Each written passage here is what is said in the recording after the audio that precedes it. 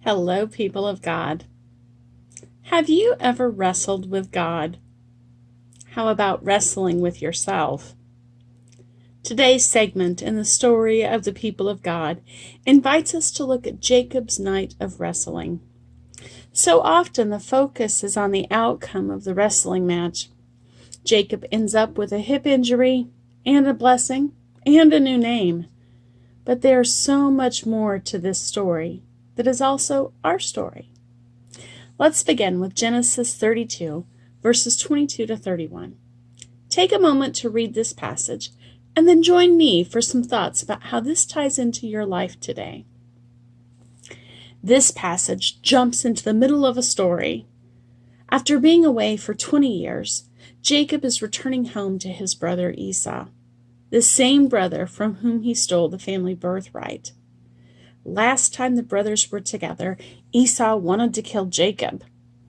In the 20 years that he's been gone, Jacob has done well for himself. The time has come for him to make amends. The time has come for him to claim his birthright.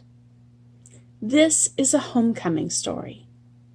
And in the homecoming, Jacob sends Esau gifts and has them delivered before Jacob and his family arrive. It's a smart move. He is simultaneously announcing his return, and he's also giving something back to his brother. He's trying to make peace. We can learn from this aspect of giving back. Our scripture story picks up. It's the night before the reunion. You know what happens the night before a big event, don't you? Some people can't sleep. They're too wound up. They're too worried, too busy anticipating what is to come. Or maybe they're too exhausted and they fall right to sleep and never move a muscle. Often, the night before, there's a type of struggle within, a little soul searching and a lot of reflecting. And that is where we find Jacob. As night falls, he finds himself wrestling with a stranger. It is important that through the entire night, Jacob does not know who he is fighting. Perhaps this is to remind us that often we struggle with what we cannot name or cannot see. Often we struggle with ourselves, our circumstances, and our own decisions. We often think that we're doing this alone, perhaps in the still of the night when everyone else is sleeping. That's when we're doing our struggles. But remember that very first dream Jacob had, the dream he had when he first left home? It was a dream that taught him that God is always present. We don't struggle alone. God is with us. This story of wrestling in the night, it might be that God is the stranger trying to prevail over Jacob. It could be that God is with Jacob as Jacob struggles with his own baggage. Let that sink in for a minute. Do we really struggle with God? Or do we struggle with our own baggage? Do we forget that God is with us and not against us? That God is there to prop us up and give us a hand to help us process everything that has happened. When we wrestle with life and all of the choices that we make, the things that we say and the things that we do, sometimes we get hurt in the process. Our hurts, those scars that we bear and carry, they remind us of where we've been and where we're going. On this particular night before, as Jacob wrestles with the stranger, his hip is dislocated. For the rest of his life, Jacob will walk with a limp, and that limp will remind him of his life as Jacob the trickster, Jacob the one who seized his brother's heel at birth, Jacob the one who supplanted his brother, Jacob the one who circumvented the rules of birthright and marriage. Jacob. His name meant all of those things, trickster, seizing by the heel, to supplant, to circumvent, to overreach, to follow, to be behind. That limp, that hurt, that scar would remind him of his life before. It would also remind him of his life after. Jacob's limp was a tangible reminder of God's presence in his life and the struggles of life. What is your reminder? Do you allow the scars and hurts of your life to be life-affirming reminders of God's presence? When morning breaks and neither wrestler has prevailed over the other, Jacob asks for a blessing, and instead he receives a new name, Israel. When he asks for his opponent's name in return, it is withheld from him, and he is given a blessing instead.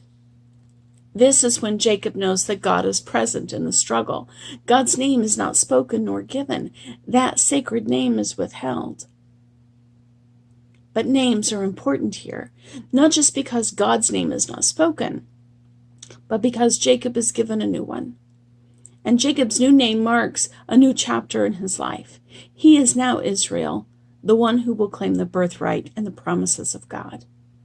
Israel has more wisdom than Jacob. Israel is the one who has prevailed in the face of all adversity. Israel is the one who experienced the true blessing of God, making a way when there was no way. Now, we don't all get a new name to reveal the transitions in our lives, but we can all emerge from our struggles and wrestling with new awareness. We can have more wisdom than we had previously, and we can have more confidence in being the people of God. We can prevail in the face of adversity. We can move forward on that way God has made where there was no way. But it takes some work on our part. Israel acknowledges the result of his struggles with himself, with others, and with God. He greets the new day and names the place Peniel, which means face of God. Israel declares, "For I have seen God face to face, and yet my life is preserved," in verse 30 of chapter 32. Israel is the one who learns the value of giving back. If we read into the next chapter, we see the reunion of brothers happening in Genesis 33. I'll read to you verses 4 and then 8 through 10. Esau ran to meet him and embraced him and fell on his neck and kissed him, and they wept. Esau said, "What do you mean by all this company that I met?" And Jacob answered, "To find favor with my Lord." But Esau said, "I have enough, my brother. Keep what you have for yourself." Jacob said, "No, please.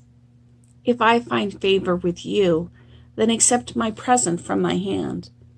For truly to see your face is like seeing the face of God, since you have received me with such favor." Having spent the night wrestling with his past, wrestling with his future, wrestling with God, Jacob Israel now sees his brother with new eyes. Esau's face is like seeing the face of God. We can see God in other people. As God has blessed us, we in turn can bless others. The many gifts that Jacob gave to Esau, those were things that Jacob was giving back to his brother and giving back to God. Jacob gave these things to Esau before he saw the face of God, before that wrestling match, before he recognized God in his brother, before he was blessed to be Israel. In giving to others, Jacob received his own blessing. He no longer needed the blessings he stole. Sometimes we have to give back what isn't ours.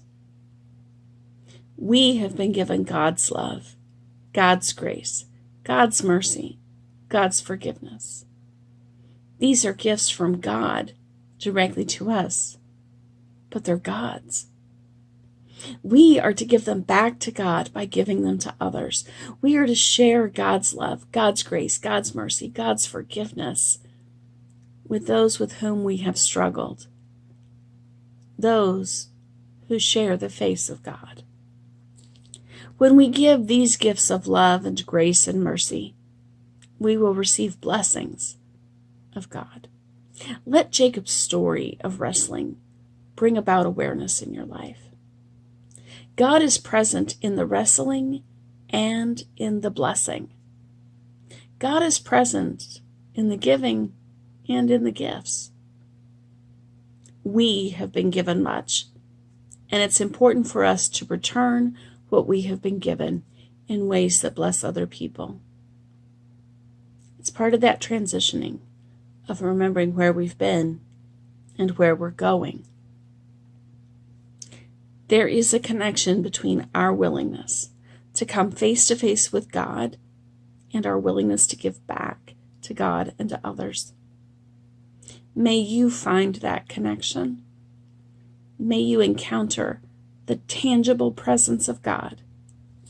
May it bring about clarity of purpose and clarity of blessing. May it ease your struggles and your wrestling. May God's presence be a gift that you share with others. Give back what God has given to you. Thanks be to God.